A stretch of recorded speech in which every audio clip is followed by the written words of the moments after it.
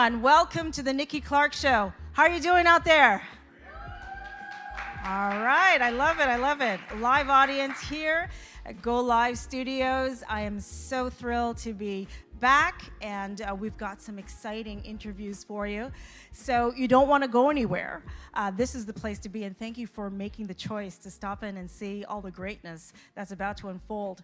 So to start off the show, we have an amazing young man who's been doing great things in the community, and he's here to talk about his firm, Batik Legal Advisory. Please welcome Alex Batik to the show. Hi there. Good evening, everyone. How are you? I'm well. How are you? I am dry. It's really wet outside, but It is very I wet. made it. Yeah. Yes. You know, speaking of wet locations, I just got back from Vancouver just on Monday, and you know, someone told me it's rainy, but it really hit home when I went into the art gallery and I looked around and I saw a vending machine just for umbrellas. So you're saying you brought the rain back here? I brought Yeah. Absolutely. Well, it's so good to have you, and I'm really excited to know more about what you do. So tell us, what's your background?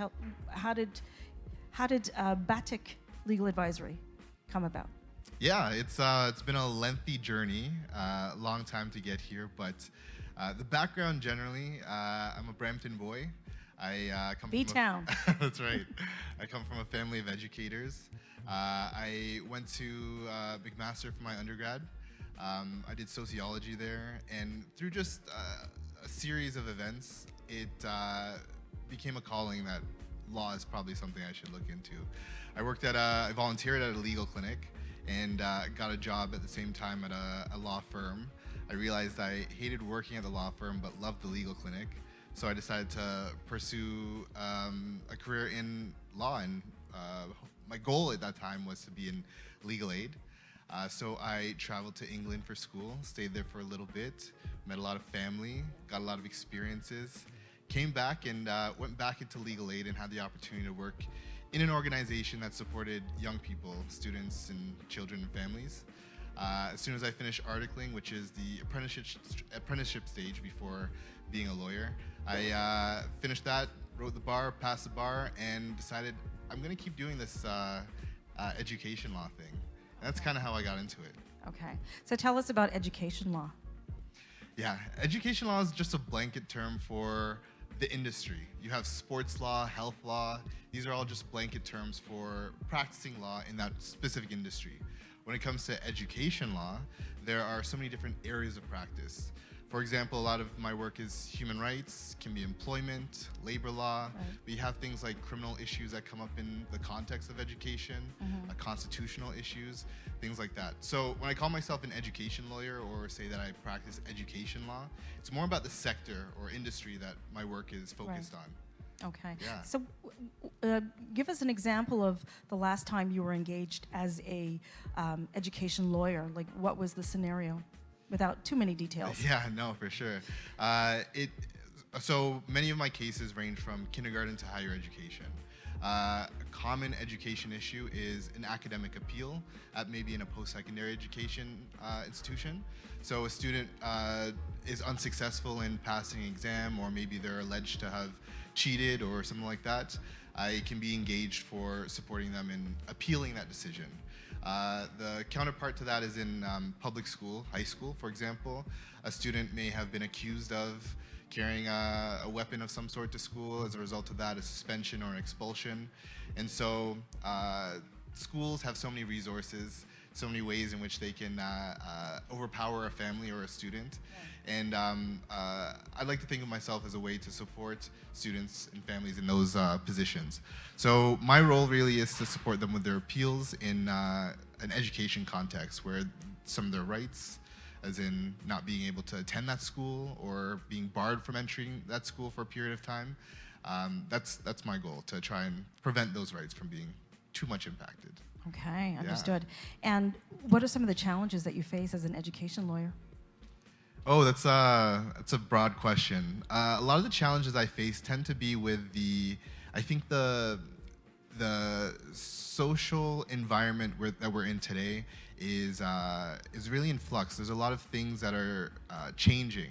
A lot of, for example, human rights is a big component of my work, and some of the ideas and things that are going on in larger society haven't necessarily filtered or entered into every work or school space.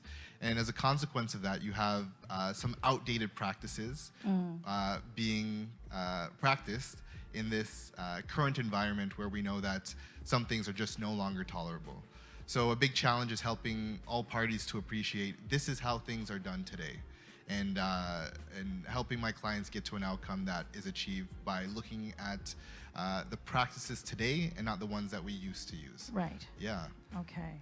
Staying au courant, for sure. What would you say to your younger self, knowing what you know now? I have nothing. I don't think I'd tell my younger self to change anything, but I think the message I would want to give any young person is that it makes sense in hindsight. I think at a certain point you question where the direction is going.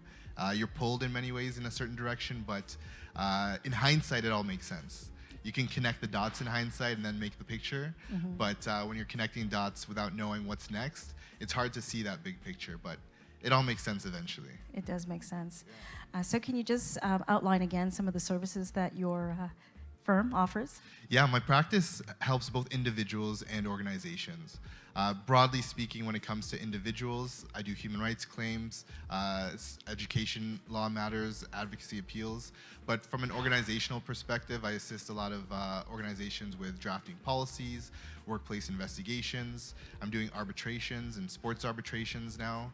I advise and consult unions, public and private schools, things like that. So it's a broad range of services, but the takeaway anyone should know is that when it comes to education law and the sector, education, my practice is able to support you in whatever education law context. Awesome. So what brings you joy at the end of the day? At the end of the day, it's being able to make my mark in some small way. And I think that this field of law, this particular practice, makes me feel like I've made at least a little bit of difference. And if I can go to sleep knowing that at least one person's life is made a little bit easier, I think it's all worthwhile at the end of the day. Excellent. Yeah. Thank you so much. All right. So where can we meet you on social media? Yeah, you can look me up anywhere on social media with Alex Baddick as a tag. Twitter, Instagram, Facebook. Alex Baddick is the tag that you want to go to. Okay. Thank you so much. We appreciate everything that you do. All Thank right. you. So please put your hands together. Alex Baddick. Thank you. We'll be back. Come and go, and this time I know for sure, 'cause you got me in the morning, and by candlelight, you got me without warning, yeah, you got me in the morning, and by candlelight, you got me without warning, yeah, you got me. Baby, tell me what you're thinking. I hope it's what I'm feeling. Hey, tell me how you do that. Let my guard down, let you in. And this time I am winning, 'cause you got me in the morning. And by candlelight, you got me without warning. Yeah, you got me in the morning, and by candlelight, you got me without warning. Yeah, you got me, yeah.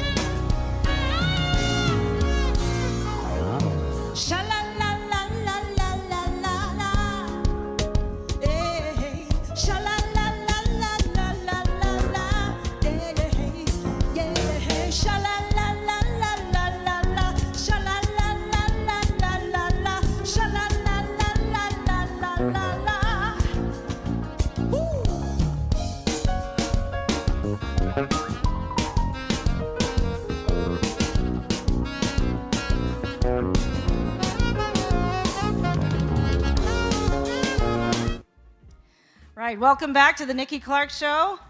Another wellness check. Everybody okay? Awesome. I love it.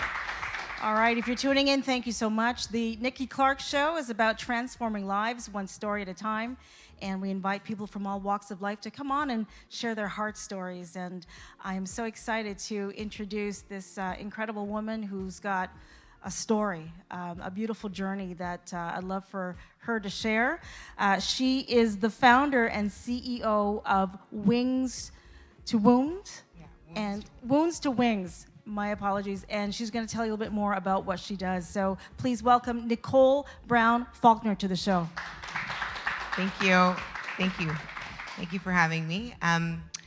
So I'm Nicole Brown Faulkner, and I am a registered psychotherapist as part of my career practice. And as of August, this past August, I launched a newly federal incorporated organization. It's called the Trauma and Embodiment Association. So I get to be the CEO and founder of that. I have, 2018, I kind of began outreaching my work with psychotherapy. So I actually bring psychotherapy to the people. And I know someone said to me one time, they said, a psychotherapist and an entrepreneur, that's a heavy mix. But I bring healing work out to the masses. So again, thank you for having me. Oh, it's a pleasure. And we met at a networking event not too long ago, and you shared a little bit about your story, which really moved me. So I'm so glad that you said yes. But tell us about your background leading up to becoming a therapist. Okay. Well, when I introduced myself, I also introduced myself as a trauma survivor as well. Most of how I do my work is through my lived experience, and it's awakened me. It makes me realize the journey that I was on up until the point of becoming a psychotherapist. And so I'll say that I've had my childhood, which once we talk about psychotherapy, you'll understand a little bit more that we kind of are patterns of behavior around how we protect ourselves.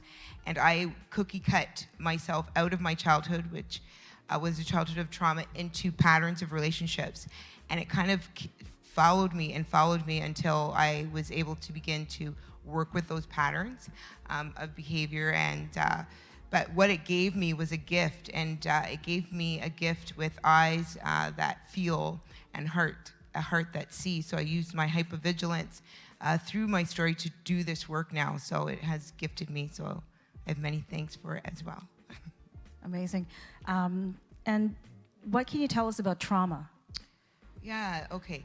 That's really wonderful, and I'm glad you asked that. I was at an event yesterday. It was bringing and centering conversations around racialized bodies and mental health.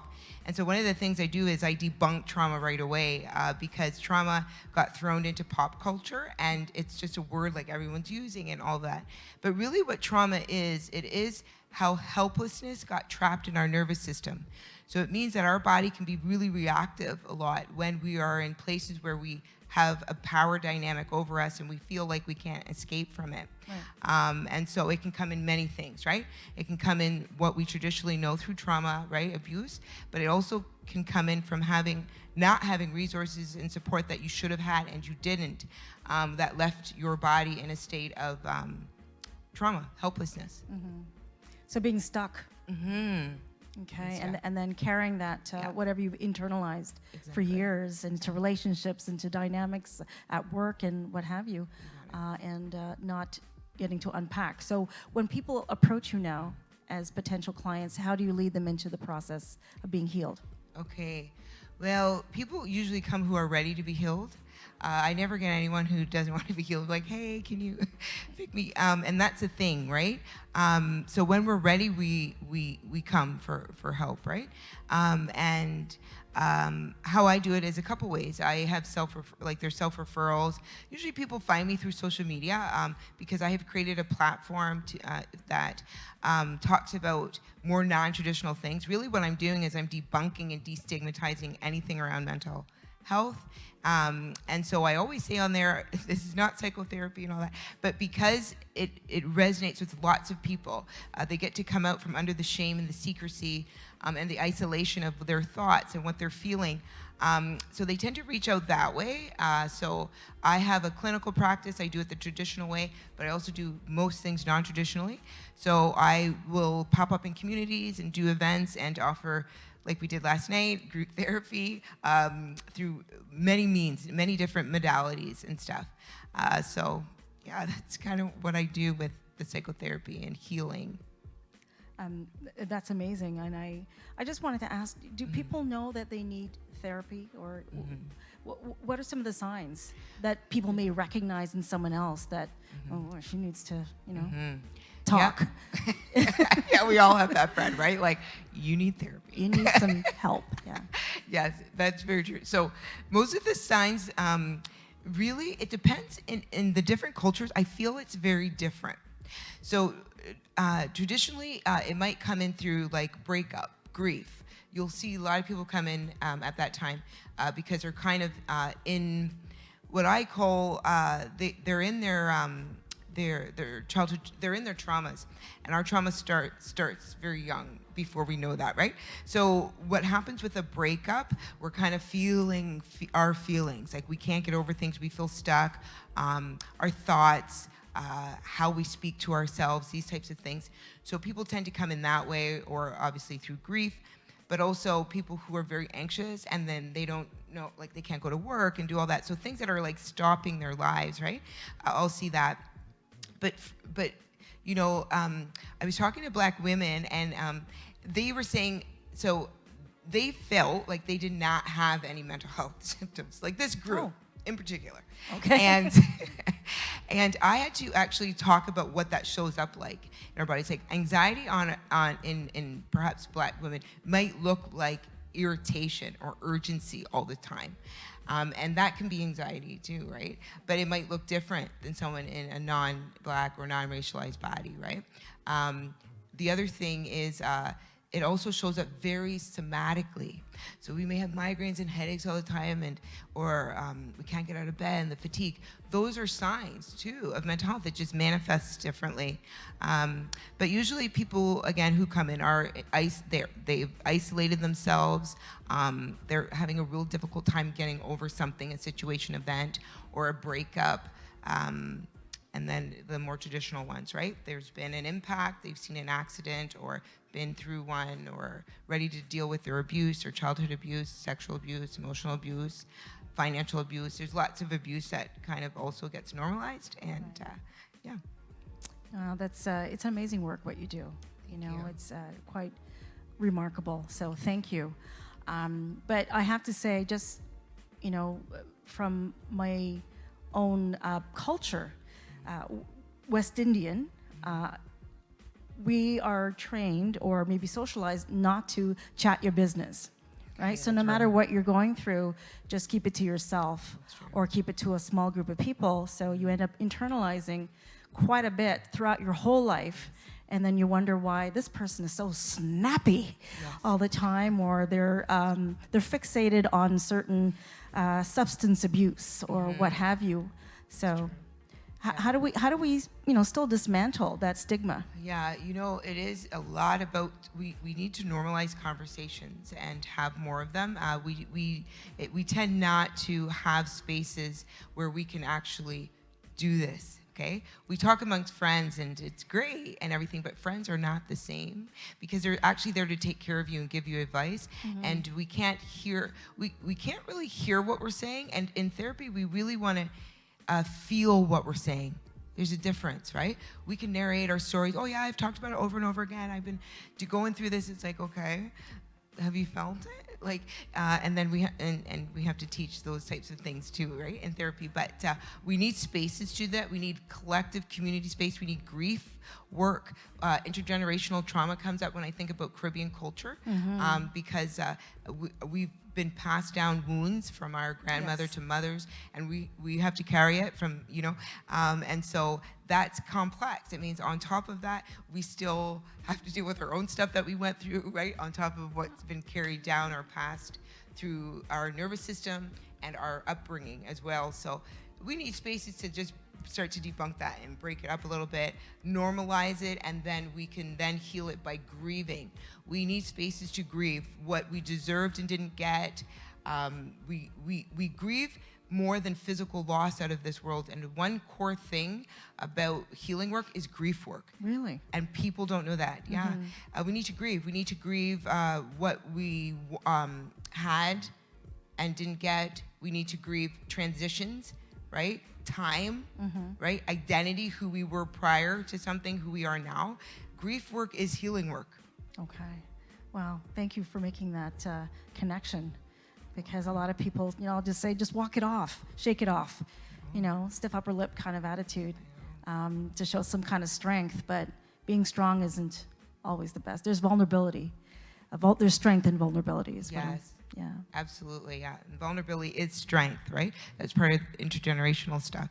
Vulnerability is the strength, but because of the generation, so where it came from was we couldn't the strength comes from if we were feeling anything, we wouldn't have been able to survive, okay? And so it's rooted in survival, okay? But real strength is in our vulnerability, and we are inviting ourselves back in our bodies and back in our vulnerabilities to re-strengthen ourselves and what happened to us so we can grieve and we can heal. Awesome. And then we can be our whole selves. Whole selves.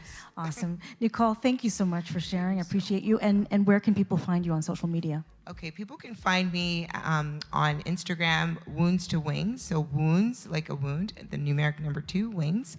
They can also find me on TEAO Canada. So T, Trauma Embodiment, E, A, Association of Ontario. Okay, don't worry about TEAO _ Canada. And also on Facebook, we're also on TO Canada as well. So, yeah. Excellent. Thank you so much. Yeah, you're so welcome. All right. Hope you come back another time to give us an update. Thank you. Before we go, do you have any upcoming events or projects? Yeah, okay, yeah. So we're going to be popping up all over Toronto, actually, in the next month or so, bringing this type of alternative therapeutic modality out. So what we're talking about here, collective spaces and learning to grieve together, which grieving, we can grieve through movement and talk there and all the things. We're going to be rolling that out. We also just got certified as a trauma training course in Canada. So anyone who's looking to do trauma and embodiment type of training, which is trained because you work the front lines in any way, you're welcome to go through the website, tocanada.com. Yeah, Fantastic. Thank you for that. Thank you so much. Okay, all right. Nicole Brown Faulkner. Please follow her on social media. We'll be right back.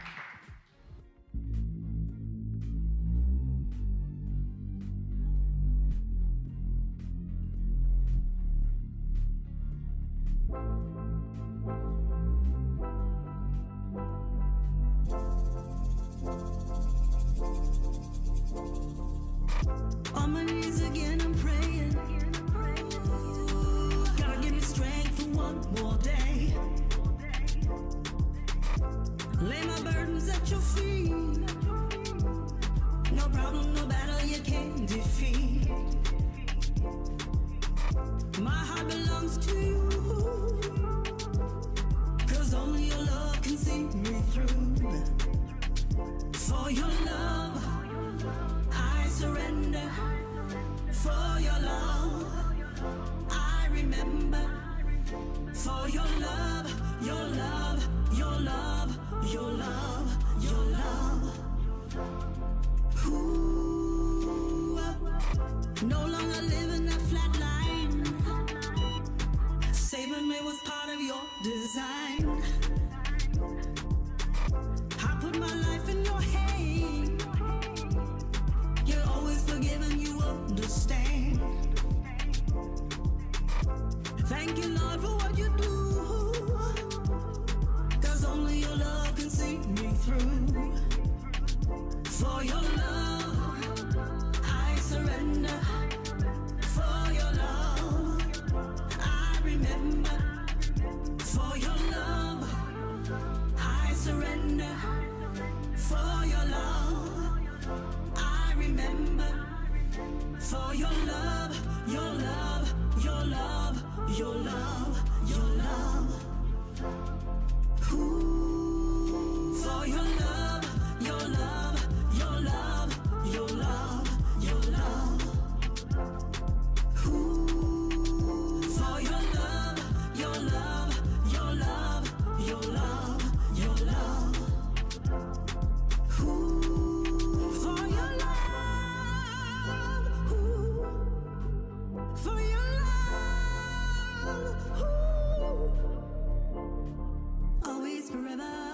forever. Always forever, always forever.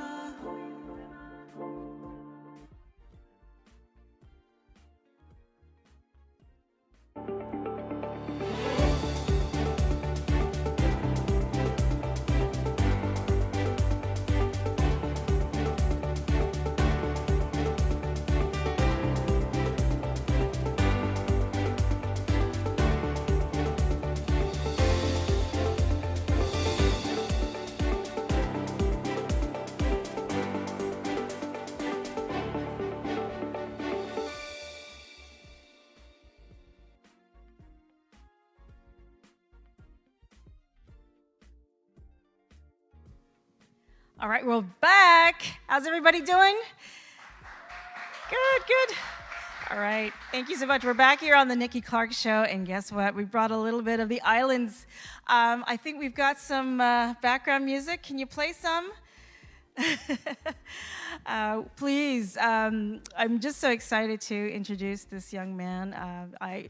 Number one, I am Jamaican, so I always love to, celebrate my culture, but especially I'm a foodie. So to have Jamaican food is amazing. And I am so excited to introduce the founder of Taste Jamaica. Please welcome Ainsley Deer to the show.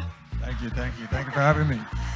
Fantastic. So thanks so much. Thanks for coming down. And we met not too long ago, and I was able to get a sample of your food. And what happened, I called you as soon as I had a piece of the rum cake. I found your number on the website, and I called and I said, this is amazing. I need to have you on the show. So thank you for doing that. Absolutely. So tell me about, how it all started, Taste Jamaica. Well, I came here in 2009, I believe, yeah. Funny enough, I started playing semi-professional soccer when I first came here. Oh, really? I was doing that, and I was working at a casino called the Woodbine Casino. So I was a player developmental Familiar. host. Yeah, player developmental host there. 2018, May 1st, I remember that because it was my birthday. I was like, had enough. Like, these guys deserve Right. to pay it, and I was like, you know what, let me just leave. Went to my boss, told him, look, I'm leaving. Okay. So left the same day, not knowing like a month later, I was in bed, the lights are off, watching Netflix. I didn't know what to do. You didn't know what to do. So life was in shambles, but I started doing stuff like painting to bouncing to eventually I found my way where I met a colleague of mine that had introduced me to somebody that did deliveries of pharmaceutical goods.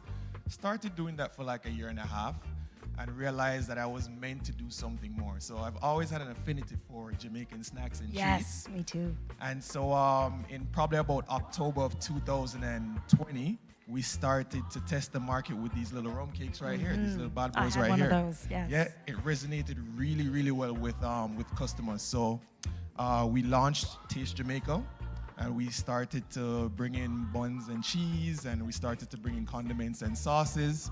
And we also had launched an online platform by the name of Taste Jamaica as well too, where we deliver packaged treat boxes and packaged treat bags to households all over North America. So that's how it started. That's how it We're started. here today. Amazing, amazing. And I know you did a transition, just as you described from, the corporate world, a 9 to 5, and you're just like, no, I've had it. You took the leap of faith and you started your business. The transition can be a little bit challenging, right? But how long have you been in Taste Jamaica? How long has the company been around? Taste Jamaica started in January of 2021. Okay. Okay. Yeah. And the reception has been outstanding. You know what? It has been really good. I mean, it's had its rough time. Yes. As with every. Right. People started to resonate more with the brand with each passing month. Okay. So we had initially started distributing products for other companies. So like these buns right here, Mother's Bakery. Like this bun? Yeah, by the way, these guys just got voted #1 Easter bun in Jamaica for 2023 to 2024. Just got voted today. So amazing. Yep. Now for yes. Cheer. That's big news. So those who are not Jamaican or not aware of the whole Easter bun Right. tradition. Can you just give us a breakdown of what that is? Oh man. All right. So Easter buns we usually have during the Easter time. It's very bready. It's loaded with so many spices. So it has cinnamon, it has caramel, it has vanilla. It's sweet. We usually have this around Easter time, as mentioned before. Sometimes, so on Good Friday, so like next week, from Good Friday to Good Sunday, people won't eat meat. So they'll probably have like fish with some bun and some cheese. So we usually have this cheese called Tasty Cheese in Jamaica. With 2 E's. Yeah. Tasty Cheese in Jamaica that has a unlimited shelf life, by the way. So people have that with a bun, and it's very, very, very tasty.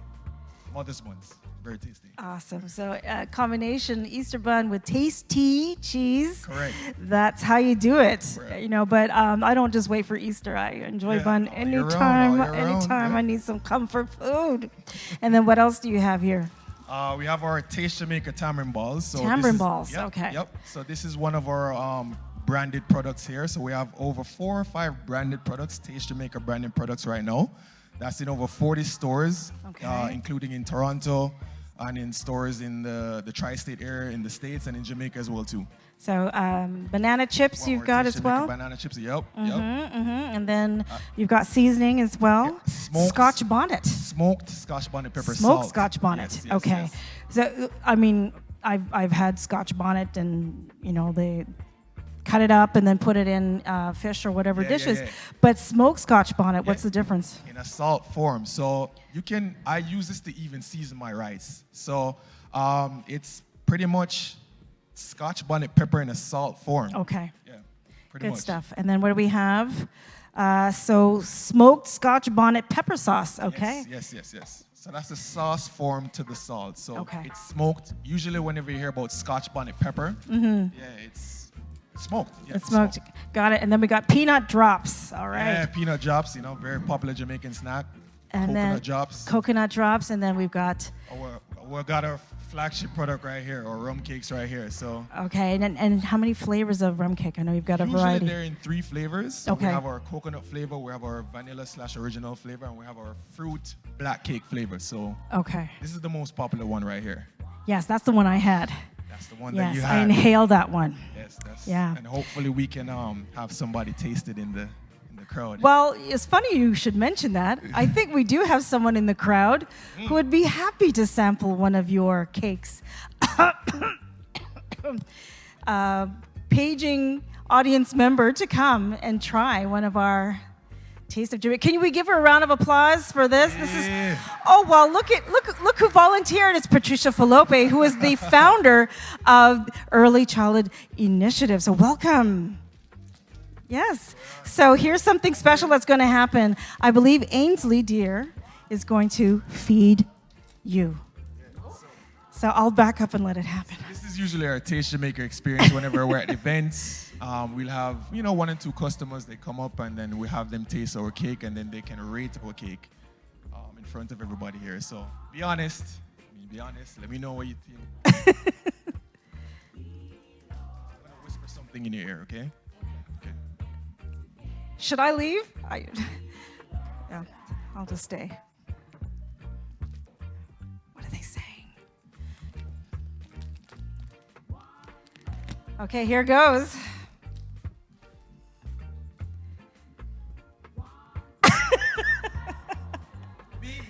Be nice. Woo! All right. She's. There you go. There you go. Moist, soft, smooth. Lovely. Guys, Absolutely moist, soft, smooth, everything you said, and more. And more. wicked. Amazing. Thank you. Thank you so much, Patricia. I appreciate that. All right. we also do have a small gift for you right here too. So A gift? Yeah, so during Easter For time. moi? Yes, ma'am. So during Easter time, we usually have our Easter package box. So, Right. It includes our mother's Easter buns. We have our tasty cheese. We have our big box, a small box, as well as some Ooh, coconut look at drops, all that goodie. tamarind balls, some gizzada. awesome. And tasty cheese. And tasty cheese. And tasty Can I pull it out? You can show them, man. Okay. Bam! Tasty cheese right here with 2 E's. I love it. Thank you so much. I'm a very, very, very happy woman. No worries. Thank you, thank you. Can I give you a hug? Yes. Awesome. Thank you for the gift.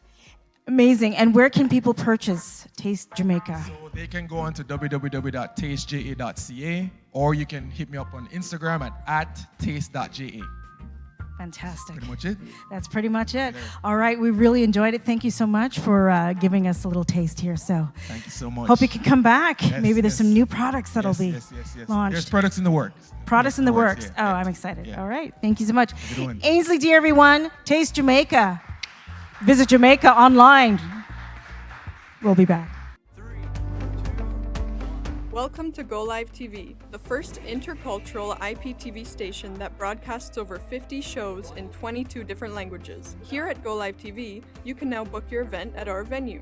We have green screens, multiple sets and backdrops, including a fully equipped kitchen and a news studio, a photography booth, podcast and radio station, a stage with a 9x14-foot video wall, and much more. Book our studio now. Go Live TV, the only multimedia one-stop shop, offering everything you need to take your event to the next level.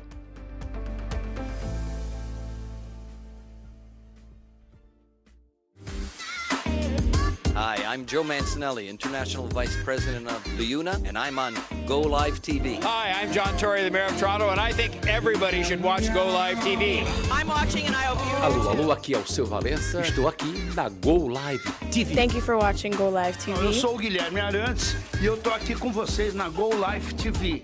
Hoje estamos aqui com o Go Live TV. Olá, sou o cantor Salgadinho, estou na Go Live TV.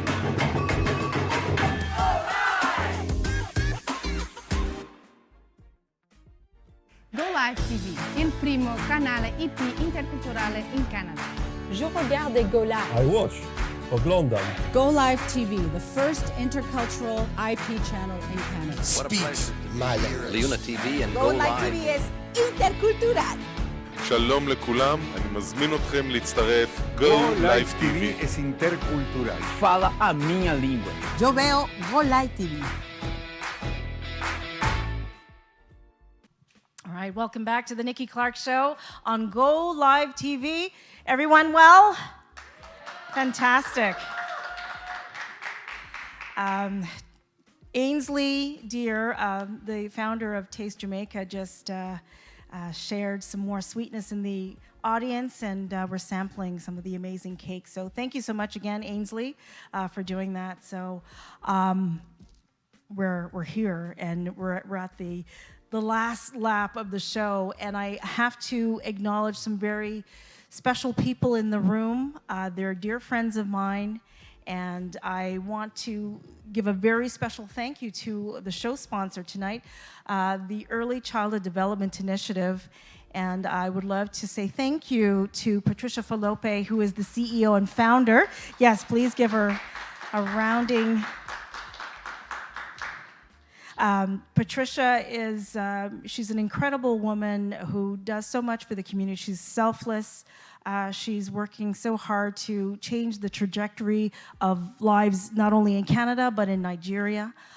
So we really thank her for everything she does. The Early Childhood Development Initiative has many programs available to families in Toronto and beyond. There are programs that are involved with STEM coding, as well as the Student and Family Advocate program, which supports Black children in schools between the ages of 6 and 12 to help them navigate with successful education outcomes in the school system, and so much more. So I'm going to provide the website information, and please connect with Early Childhood Development Initiative to support your family. They do great, great work. Thank you so much, Patricia and team. Yes. All right, Wendy, Fedeke, thank you so much. Really appreciate you. All right, so we're going to continue with the show. I'm again, just so blown away by the talent in Toronto. Really do think we're underrated and underrepresented on the world level in terms of just the type of talent that is here. But I am grateful that this incredible woman reached out to me and said, you know what? You think you like my type of music? I'm a fusion artist. I know, you've never heard of a fusion artist. That was actually the email she sent me. And when I heard what a fusion artist is, I said, please come down to the show. So she's a fusion artist, she's a composer, she's an educator, and she's here, and she's gonna perform for us later. Her name is Desiree, so please welcome her to the show. Desiree D. Thanks for having me. Oh, my pleasure, my pleasure. Thank you. And I love the green, money green. Thank you. I mean, green is money, it's abundance. Abundance is my birthright. So. Yeah. Absolutely. I'm with you 100%. So a fusion artist now, this is an incredible term that you've coined, but tell me what that is. So fusion is essentially combining multiple genres to create something new. So as a classically trained pianist, self-taught jazz pianist, I take elements of classical and jazz and combine it with genres such as R&B, neo-soul, hip-hop, electronic, and to create something new. So that's essentially what I do with my music. Amazing. And no, I've just been kind of introduced to lo-fi. So would you categorize that as one of the genres that you compose? Yeah, I would. I mean, I'm finding even now with my stuff that I'm kind of going in that direction. Earlier on, it was mostly jazz and gospel mix because I grew up in church, so there are those gospel nuances in my music. But I'm finding now with the music that I'm creating, it's more of a lo-fi, chill vibe. Mm-hmm. Yeah. Amazing. I was listening to your music and I was working and I thought, well, this is really great to listen to. It kept me focused on what I was doing. So being a musician, being a Black woman as a musician, does it have some of its challenges? Oh yeah, I mean, just being a woman in music in general is already difficult. Being a Black woman in music is even more difficult. And being a Black woman musician in Canada is even more Many difficult. layers, right? okay. Yeah, I mean, there's a lot of layers to it, but also you don't hear a lot about Black women who are behind an instrument. Growing up in the church, every church that I went to visit, it was male dominated. And of course, music in the beginning has been a male-dominated industry. However, I'm starting to see women starting to rise up, which is great because there's so many talented women out there. Mm-hmm. And for myself in Canada, I was never represented. I never saw myself in the industry. I never saw any Black women who picked up an instrument and said, I'm gonna be an artist. So because I never had the representation, I decided that I was gonna be the representation. Amazing. That's fantastic. I think we should applaud her for stepping up and doing that and creating your own path. Yes. You know, instead of waiting for a space, you created that space. So that's really, really commendable.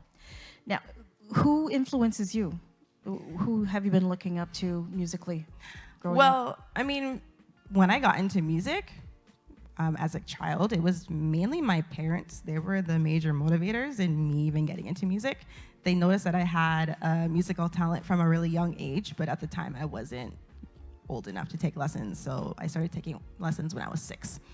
And that journey proved very difficult because in those days I was a tomboy and I wanted to run around with the boys. I didn't want to play music, but there's just something about your parents, and when they see that you have a gift, they will do whatever it takes to bring it out. And of course, being of Jamaican descent, I didn't have a choice. So my journey was very difficult because, again, I was battling with, you know, I want to be a boy and run with the boys. I don't want to do this. But again, there is that missing piece of representation. Growing up in the 90s, there weren't any Black teachers, right? And it's funny, when I started going to a music school, my dad noticed that there was a Black woman who was there, and he ran up to her and said, do you teach here? And she said, yeah. She's like, I'm gonna put my daughter with you. She just needs somebody to, you know, help guide her and all of that. Mm-hmm. And instant connection, because I saw somebody that looked like me. And it wasn't just about playing, it was about getting to know who I was. And I think as an educator, that's so important, being able to build that relationship with your student. Right. So it's not just about, I'm gonna teach you how to play the piano, I'm gonna teach you how to do this, but how are you? What do you do outside of here? And I feel like that's so important to get to know your students. And of course, my journey was amazing with her. She gave me a lot of opportunities, and I studied with her for about 12 years, and then I decided to go to pursue music further. So I went to York University and got my music degree. And I was kind of trying to figure out what I wanted to do. If I wanted to go into law and become an entertainment lawyer. So I figured, okay, law and we had music, a lawyer here right? just a while ago. But in my third year, I thought, no, I really feel like I can do something great with music. And I decided to go to teachers college instead and get my teaching degree. And I worked with the school board, still do, with Toronto. I've been with them for almost 10 years now. And even now in the space that I'm in, I'm seeing more and more that I'm being positioned to continue with music. Like there's something that I need to bring to this world. Representation, letting other Black women and just women in general see that it's possible to do this, right? Even though it's a male-dominated industry, you can do it. And I've had to find ways to maneuver, right? And of course, I don't have a mentor because, again, this is something totally brand new. I don't have anybody to look up to really because nobody's done this before me. So I've had to do a lot of the legwork and a lot of the foundation by myself. And I realized that when you have a big vision, sometimes you're gonna have to do it alone. And not everybody's gonna understand the vision. But it's all about being determined and being consistent and being persistent and really cultivating that so people can see like, yeah, oh my God, she's doing something brand new. It's possible to do this. And of course you have people who are not very open. I found that sometimes people in Canada are not very open-minded with things that they don't know. But for me, it's just been consistently putting it out there, and eventually, it's gonna catch wildfire. And I'm seeing that even now after 8.5 years, it's really starting to pick up. And I just find that it's amazing. And I'm getting women come to me, not just women, but people in general. Oh, you made me want to start playing piano again. And it's just, I write my music to just help people discover more about themselves, right? And to really reignite those passions, those past passions, like playing the piano again and letting them know that it's never too late to start something. So no matter what part in your journey, what part in your life you're at, you can start something new. Doesn't matter how old you are, you can start something. I love that. It's never too late to start over. Never too late. All right, so you've prepared something for us, and I can't wait to hear it. I don't know about you. Are you ready? All right. I think we've been waiting all night for this. So tell me a little bit about what you're going to perform. So I'm going to be performing a song called Late Arrival Remix, which is a remix from the original song from my 2016 project called 20. I celebrated the 5-year anniversary of that project in 2021. And I thought, what a great way to celebrate the anniversary by taking one of the songs, one of the most popular songs, and doing a more modern remix to it. And this is such a great segue because we're just talking about, it's never too late to start, hence the title, Late Arrival. It was on the premise of never waiting and just, doing something even though, you waited later on in life to do it, and it's never too late to start something. So that was the inspiration for this song. Excellent. Well, I so appreciate the muse leading up to what we're going to be hearing right now. So without further ado, Desiree, please, can you honor us with some great music? Absolutely. Okay. All right. Desiree D.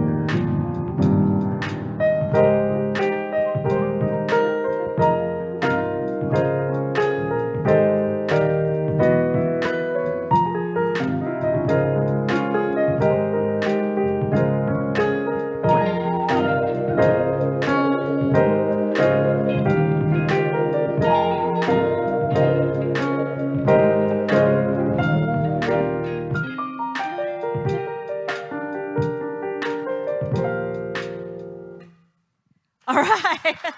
Beautiful. Desiree D, we'll be right back. Baby, baby, baby, you really something. I'm tripping off your loving. All right, welcome back to the Nikki Clarke Show. Amazing. Desiree D, thank you so much for what you just did. Blew our minds. Thank you. And where can people find you on social media and get your music?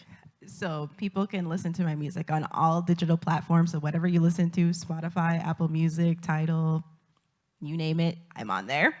In terms of social media, you can follow me at Desiree D Music. So that's my name, DESARAEDEE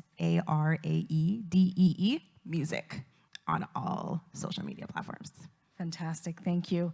And I want to just thank everyone for stopping by and just being a part of this amazing experience here, the Nikki Clarke Show. Thank you to all the guests, Alex Batik, Nicole Brown Faulkner. Thank you so much, Desiree D.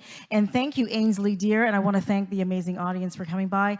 And especially big thanks to the show sponsor, Early Childhood Development Initiative, Patricia Falope and team. Thank you so much for what you do in the community and for supporting the show. So if you'd like to take a look at past episodes and this upcoming episode, you can go to the website NikkiClarkeNetwork.com. We're also going to be on YouTube. Again, I thank you for being a part of this journey. God bless you. Have a good night.